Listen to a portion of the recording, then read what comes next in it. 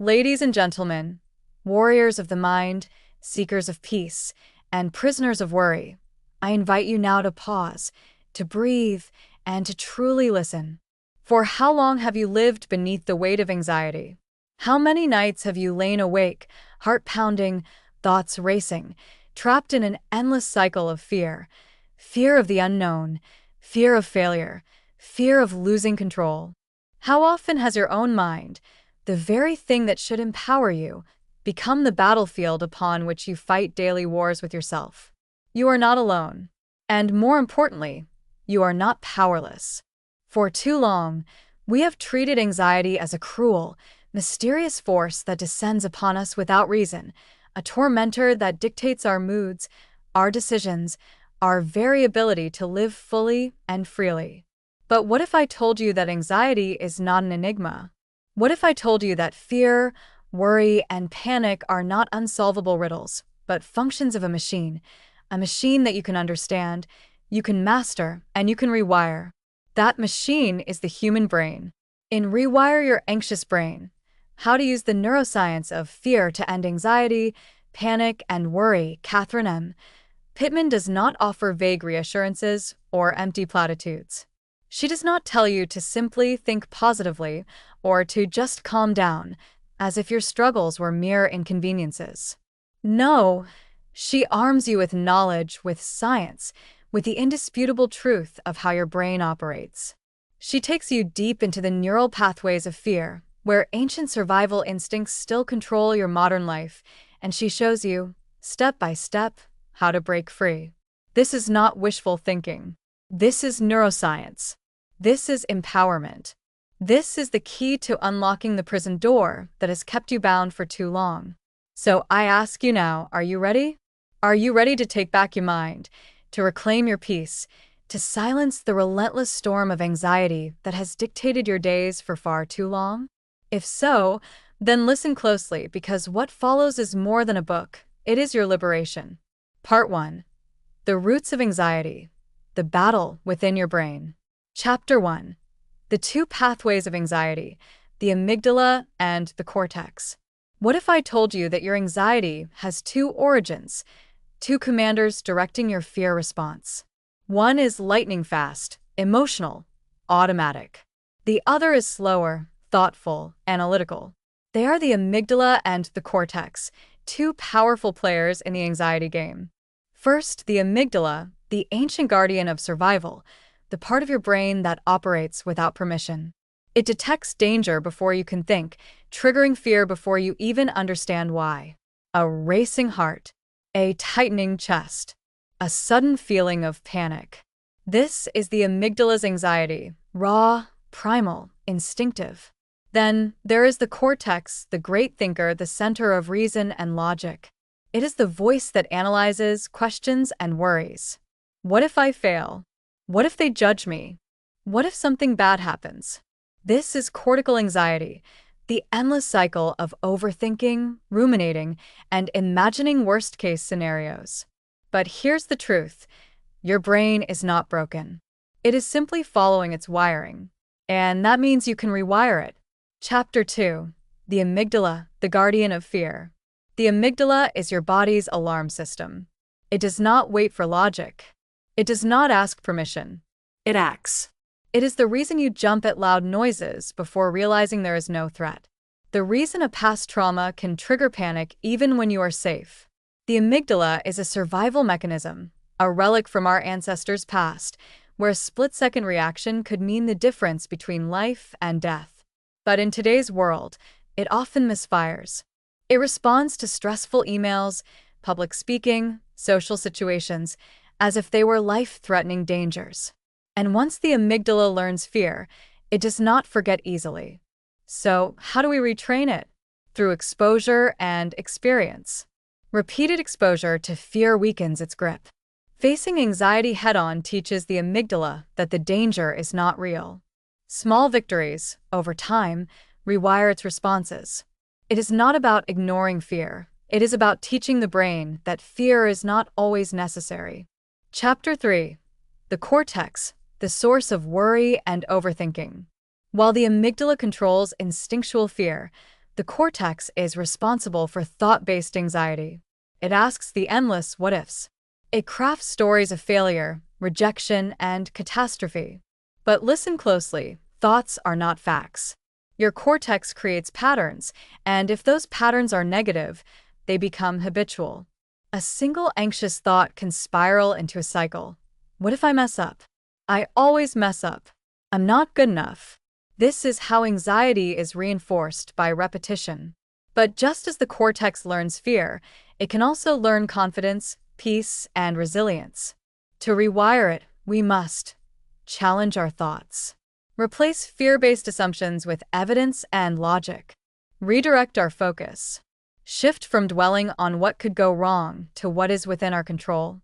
Break the cycle. Recognize when anxiety-driven thoughts begin and stop them before they take root. When you change the way you think, you change the way you feel. Chapter 4. The brain's plasticity, your power to rewire anxiety. Many believe anxiety is who they are, that they are just an anxious person, as if it were written in stone. But science tells us otherwise. Your brain is plastic. It is moldable. It can change. Neuroscience proves that repeated behaviors and thoughts create new pathways. The more you react with fear, the stronger anxiety becomes. The more you practice calm and control, the more your brain learns to default to peace. This is not self-help theory. This is hard science. And here's the greatest truth of all. You are not your anxiety. Your brain has patterns, but patterns can be changed. And in this book, Pittman hands us the tools, the very strategies to reclaim our minds and free ourselves from anxiety's grip. Part 2. The Science of Change, Rewiring the Amygdala and Cortex. Ladies and gentlemen, we have uncovered the battlefield. We have exposed the hidden forces within, the amygdala, the silent architect of fear, and the cortex, the restless storyteller of worry. But now, we turn to the next, most crucial question. How do we break free? How do we rewrite the very code of our brains? How do we silence the alarm bells of anxiety and replace them with the sound of calm, unshakable confidence? The answer is not magic, nor mere hope, but science. A science that you can apply today.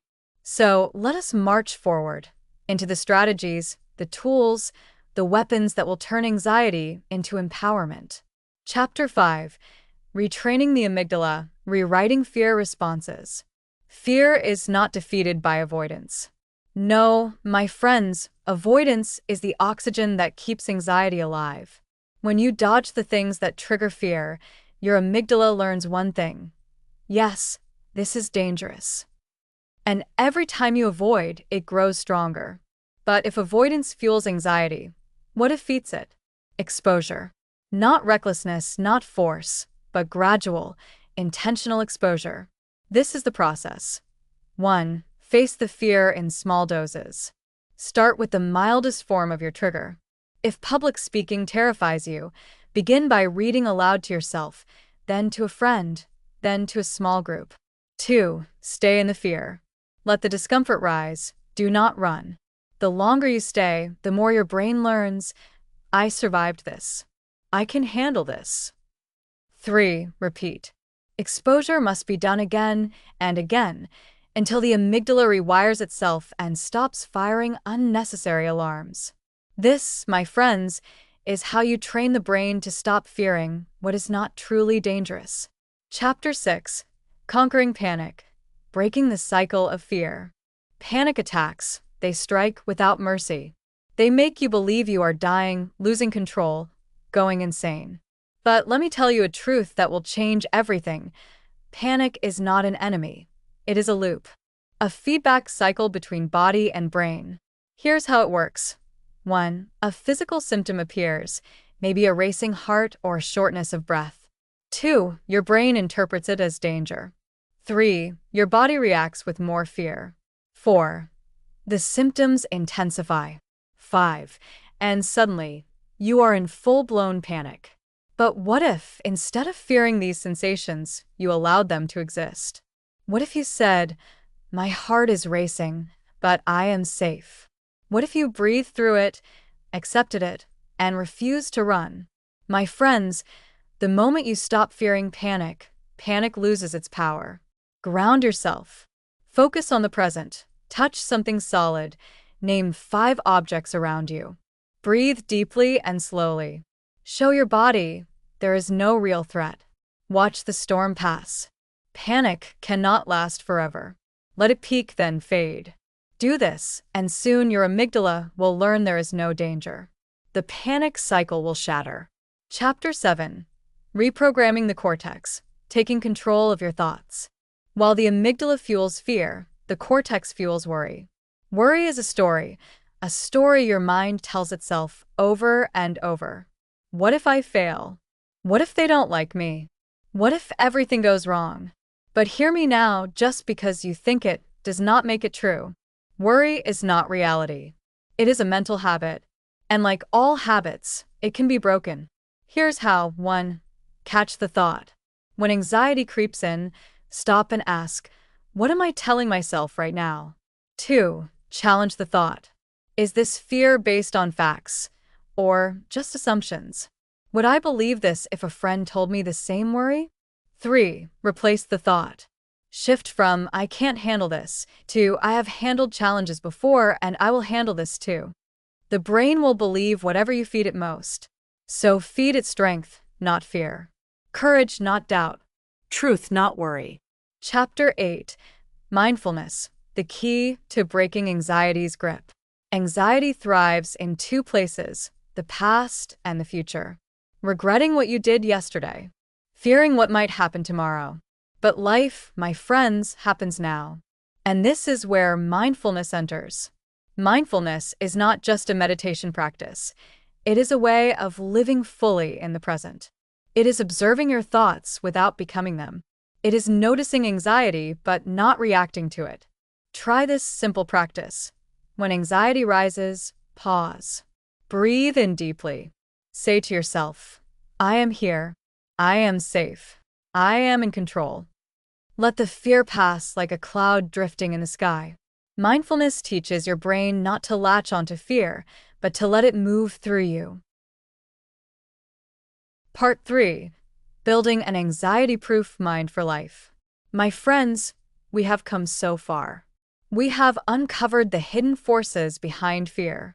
We have learned how to retrain the amygdala, the ancient guardian of survival, and the cortex, the restless storyteller of worry. We have begun the work of rewiring our anxious brains.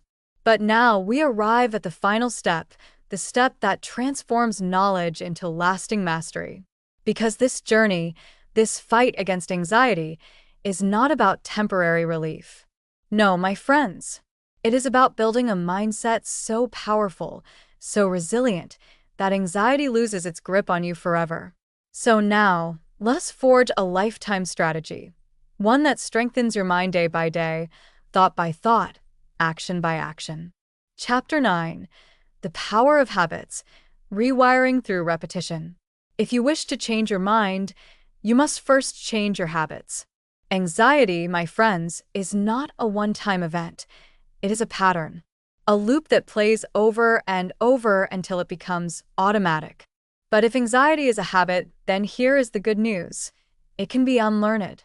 And the key to unlearning it? Repetition.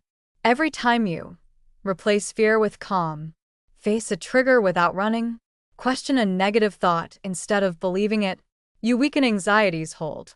This is neuroplasticity, the brain's ability to rewire itself through experience. But it only works if you are consistent.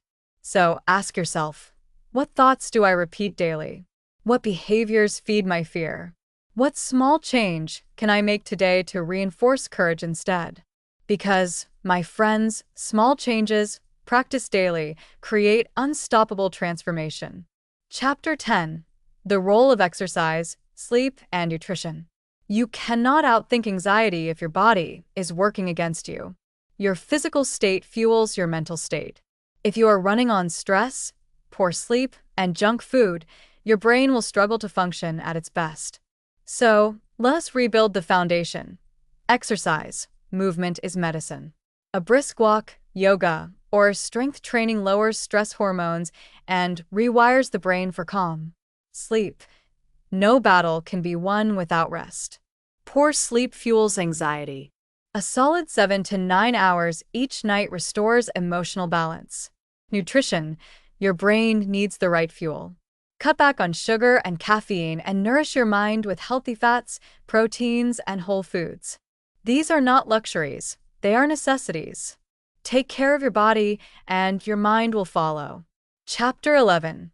Emotional Resilience. Strengthening the mind against future anxiety. Now we ask the final, most crucial question. How do we prevent anxiety from returning? The answer is resilience. Resilience is the difference between a mind that collapses under stress and a mind that rises stronger. And here's the secret. Resilience is built, not born. To cultivate an unshakable mind, you must reframe challenges, see obstacles not as threats, but as tests of strength. Every difficulty is a chance to grow. Develop a growth mindset. Do not say, I am anxious. Instead, say, I am learning how to manage anxiety. Words shape reality. Detach from perfectionism. Anxiety thrives on what if I fail? Resilience says, I will learn. I will adapt. I will move forward. Stay connected. Isolation fuels anxiety. Surround yourself with supportive people, mentors, and uplifting voices. Practice gratitude. Gratitude shifts your brain's focus from fear to abundance. Each day, reflect on 3 things you are grateful for. Resilience is not about never feeling fear. It is about learning to stand strong despite it. Final words. You are the master of your mind. And so, my friends, we reach the end of this journey. But this is not the end. Because now you know the truth. Anxiety is not your identity. Fear is not your fate. You, and only you, hold the power to rewire your mind. Through knowledge, through practice, through unwavering commitment, you can shape a brain that is stronger, calmer, and unbreakable. So I ask you, what will you choose? Will you remain a prisoner of fear? Or will you step forward, take control, and claim the life of peace and power that is yours to build? The choice is yours. And I have no doubt you will choose victory. Thanks for listening to Book Buzz Reviews and Summaries.